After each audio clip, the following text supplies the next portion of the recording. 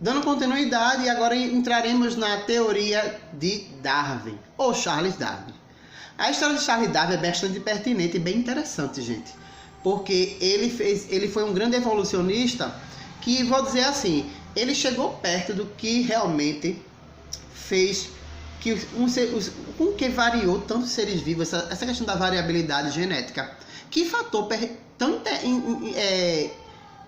influenciou na variabilidade de seres vivos? Então é o seguinte, Darwin, por sua vez, em seu navio chamado Beagle, ele viajou por muitas ilhas, muitos continentes, e um deles foi a ilha de Galápagos, certo? Na ilha de Galápagos, ele conseguiu ver a maior biodiversidade de espécies e de seres, não é, do planeta. E foi na ilha de Galápagos que ele começou a identificar algumas espécies de pássaros. Um deles foi os tentilhões e outros foram os frigilídeos, não é? São pássaros que possuíam a mesma espécie, porém uma formatação de bico de acordo com a necessidade alimentar. Tinha pássaro que tinha bico para quebrar semente, espécie de frigilídeo, por exemplo.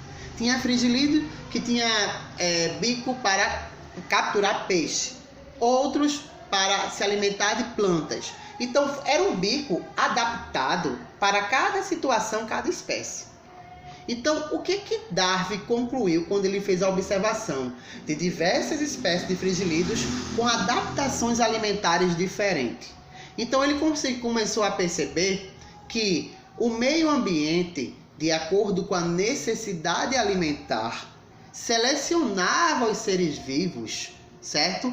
Por isso sua teoria ficou conhecida como seleção natural, certo? Ele dizia o quê? Que o meio ambiente selecionava cada indivíduo a sua necessidade alimentar. Então, diferentemente de Lamarck, que dizia que o meio ambiente modificava a estrutura corpórea para a necessidade alimentar, a busca, né? Já Darwin não.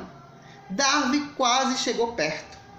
Por isso que vocês vão ver agora que existe a tão famosa teoria, a mais concreta, a mais fidedigna na resposta da evolução de seres vivos, que é a teoria chamada de neodarwinista ou teoria sintética da evolução, que diz o seguinte, que os seres vivos possuíam essa variabilidade justamente quando acasalavam uma espécie com a outra e formavam uma nova espécie de acordo... Lembra do fenômeno que a gente viu no primeiro ano chamado crossover?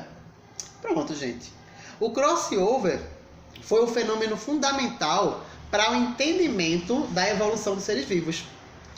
Porque nós somos seres evoluídos, porque nós não somos nenhum clone do outro, então nós sofremos processo de evolução devido à permutação, ou seja, a troca de pedaços que acontece lá na prófase 1 da meiose 1, que é o crossover. Então é isso que é a teoria sintética da evolução, é o neodarwinismo. Por que neodarwinismo? Porque Darwin se aproximou, mas só que quem concluiu anos mais na frente foi outros evolucionistas que pegaram o que Darwin não conseguiu concluir e definiram o que causava essa variabilidade genética, ocasionando a evolução dos seres vivos.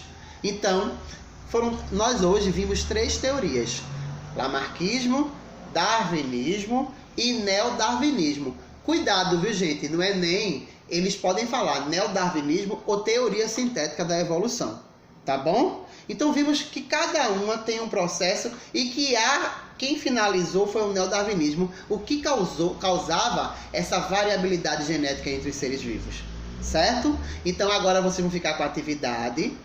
Lembrando que quem puder imprimir, imprima, bate uma foto, manda para mim, não precisa anotar no caderno, mas quem não puder, não tiver como imprimir, anota os resuminhos da ficha e começa a atividade. Até 5h20 eu estou pegando atividade, não vou botar muita atividade, vou diminuir justamente para dar tempo de anotação e dar tempo também de realizar as atividades, tá certo?